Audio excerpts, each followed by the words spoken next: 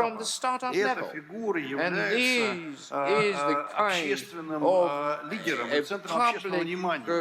attention который center. создал I mean, the технологию, person who создал created продукт. a Я уж не technology, говорю, who возглавляет created a крупную product, компанию. without У нас mentioning having a big категорически не company. хватает не то, что это We культуры, а понимание must необходимости have этого such a thing. у нашего We уважаемого lack an правительства. understanding of it Это я кого критиковал? amongst our government, who I was Я разошелся. criticizing, sorry Значит, for getting carried ну away. вот сейчас будет новое Yes, правительство, we значит, will будем soon считать, have a что new это government, пожелание so let's туда, believe в this эту is our сторону. wishes Я действительно towards them. считаю, что Yes, это I на truly самом деле believe крайне важный that вопрос, that is an и extremely с уровня important региона, с уровня question города, from the level of the с city, уровня from the вуза, region, from the это, level ну, of an конечно education же, institution. перестраивать. We need Ну, to за этим reorganize this большая, all. понятно, But there is a big, изжога по поводу clearly, вообще answers бизнеса, that вообще we предпринимателей, feel все они in terms of мошенники, the все они perception of the воры, все businesses. понятно, And да? Это уже they're all переламывается в целом, но steals, they're внутри all этой большой темы, thieves. But большой inside темы, this которая whole называется big perception, which предпринимательство, is called компонента под entrepreneurship, названием there технологическое is no предпринимательство, component in ну, terms of конечно, technological должна быть развернута entrepreneurship. на совершенно другой Definitely, уровень. you Я have to подписываюсь create двумя a totally руками different тем, что вы image. сказали. I do Пожалуйста, sign with my both hands under this. Yes, next one. Вот я там дал вопрос, Yes, дайте, пожалуйста, микрофон, could you а please потом bring вы the будете. microphone over there, and then Еще раз we'll, руку поднимите, give you the пожалуйста. microphone. Could you Да-да-да. please raise your hand? Нет, again? нет, Yes, yes. нет, No, no, нет, no, нет, девушка, no, на мой no, палец no, посмотрите, look at my пожалуйста. finger. Where am I pointing? Отлично. Yes, excellent. А потом ваш, ладно? And then we will hear your question. Пожалуйста. Уважаемый Анатолий Борисович, огромное Dear спасибо. Anatoly Borисovich, thank you very Великолепный much for семинар, this excellent конференция, panel, можно даже for назвать. this conference, even I would Представляю describe it. I Академию represent народного the хозяйства. Academy of Мы National разработали Economy, and we информационную have систему developed an information оценки system научных for an исследований assessment проектов of scientific регионов projects Российской of the Федерации. Russian region. Этим проектом я And обратился this к is the президенту project Российской that I Федерации decided to 24 offer to the октября. President of Russia on October Этот проект 24. послали And this project Министерству was образования, further forwarded to the мои Ministry of предложения, Education, и as I suppose, внедрение цифровых технологий. and the department which is in charge of the Там introduction of the через digital 4 дня technologies. я In 4 получил, days, что I этот received проект, a мои response предложения which послали said that Институт my proposal экспертизы was further forwarded to Министерства the образования и Institute of науки. Expert Assessment Я хочу in the сказать, Ministry of вообще Education and Science. в этом What I want to проекте say участвует is that 5 this particular академических project has институтов. 5 academic 5 institutes involved in академических. it Значит, that I organized. проект And this предназначен project is именно вот для intended решения specifically вот таких to проблем solve в such регионах. problems И at могли the бы regional это, level. если реализовать And этот if проект, this project is to be мы бы получили, executed, вот я we хочу will сказать, get, в этом that's what I want to проекте say, участвует this project Институт системного has анализа Systemic своим Analysis проектом Institute with текст its project у которого в базе данных имеется where 10 you have миллионов 10 million документов, documents которые in its database уже which реализованы или have already предложены нашими been научно-исследовательскими институтами implemented, и организациями. realized, or have been proposed Анатолий by our Борисович, research я institutions. хочу вам Anatoly этот Borисovich, проект доложить, I would показать. like to report to you И on this было бы project, to очень show it to you, здорово, and если it бы really мы would have been этот great проект дали if нашим this project регионам. could be given to Реально our работающий regions, проект. because this is В этом something проекте that участвует works Институт realistically, системного and анализа, the Institute of Systemic Институт Analysis управления is participating, информатикой, the Institute of Институт Informatics Management, and the математики, Institute of экономики. Economic И Mathematics, вообще наша and вот generally эта speaking, Академия our народного Academy of хозяйства. National Economy also. Просим So please, помочь. help us. Спасибо, спасибо Thank за you. вопрос. Thank you very much for Я думаю, this что я понимаю question. тематику. I Знаете, у do меня understand the в topic of моей it. You know, бурной молодости in my моя turbulent кандидатская youth, диссертация my была на тему candidate's оценки thesis, PhD thesis, научно-технических was организаций. about assessing the work of the Я scientific technical примерно думаю, что organizations. понимаю, о чем вы I говорите, но do я так понял, что approximately пока ничего understand what страшного you're не talking произошло, about, but I несмотря don't на всю think that эту anything terrible happened so far, круговерть, despite идет all of this, экспертиза. Ну, давайте, я готов bureaucratic посмотреть. kicking around. Во-вторых, вот у You вас know, живой give it to me травник, to вы take a сидите look, and then you have губернатор, может быть, вы его a заинтересуете. living governor. Ну и в Maybe целом, you если can вы make him говорите о interested. системе But оценки overall, научно-технического if you talk потенциала about the региона, assessment of the scientific то technical помимо potential всей of the этой region, нашей that apart from бюрократической there's all of the вертикали bureaucratic, с vertical, министерством in ведомства, between different government конечно, надо agencies, опереться на certainly какой-то из you should have Если у вас tried появится to rely кто-то upon a из single region. губернаторов, If you have at least считает, some что kind это of a интересно и governor полезно, у who вас believes that is позиция an interesting усилится. thing, Но я тоже your готов position will be сделать much какую-то strengthened. реакцию на But этот I'm вопрос. ready to take a look at it and just tell what I Анатолий think. Борисович, я сегодня уже дважды вам должен. I owe you twice. I think. Добрый Good afternoon. My name is Denis Rodomastrov. I believe you to be the most systemic critic of the government. You shouldn't have said that. No. It was not without credit, because yesterday you incentivized me to study very important research which was produced the year before last by the High School of Economics. Yesterday you said, and today you confirmed the statement, that Russia is the leader in the government spending in science, specifically in as far as the percentage of GDP is concerned. Yesterday you made an emphasis on this. Thank you very much. I looked into various information, and I found out that specifically that in as far as cash spending, yes, we are leaders. We are on the 20th place, but in terms of the percentage of GDP, we have 34th place, but in terms of the R&D spending, we are having 47th. No, I'm not trying to pick about something directly with you, but my personal feeling is that 1.1% that we're spending right now, and as far as the contemporary country is concerned, which is trying to resolve such challenges, this is too little. Too little. Thank you. Thank you. And so my question is to Sibur senior executives. One of these days, I think it was on January 16, a new strategy was launched until 2025. And there is a certain point that in as far as the processing, give me a second, sorry, let me quote unquote that. Sibur intends to utilize at least 50% of all of the produced waste. So what do you think, comparing yourselves with the global indicators, your global peers, how competitive this level is?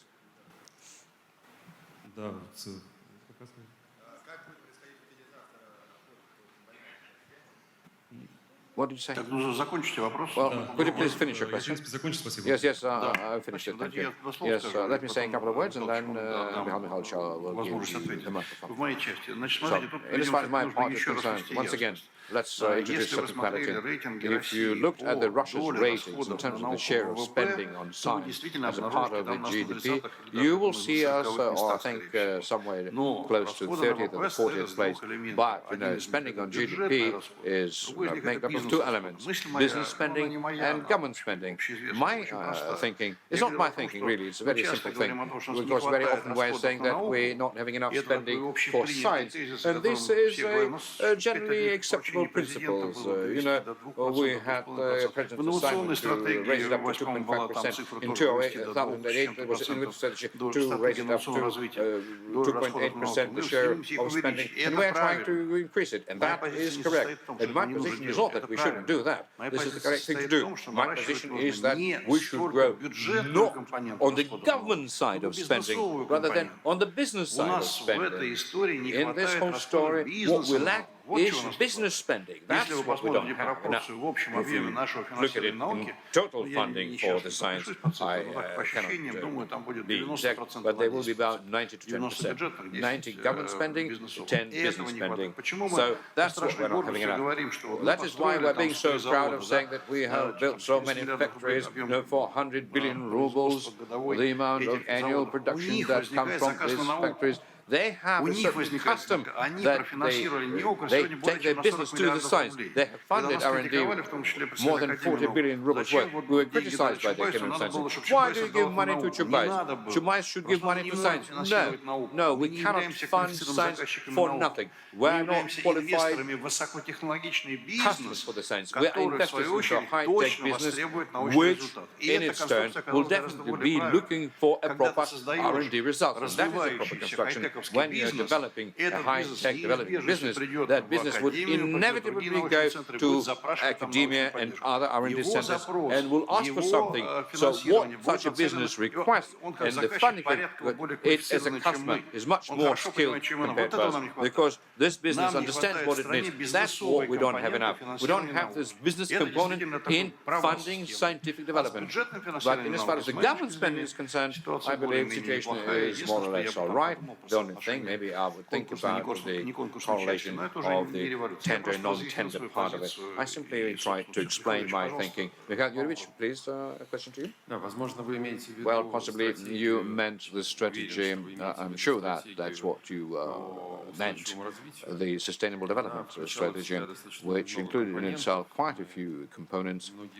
For many years, we have been adhering to very responsible policy, but externally, the society is setting certain rules. So we looked at the sustainable development strategy and the way other peers work on it. We worked with the global auditors of such a process, and that is the shape and form that we have upgraded into the document that you have quoted. For example, it has a percentage of women who participate in the management process of the company. That is an important story because we do believe this is something that we should be vocal about and definitely act on it.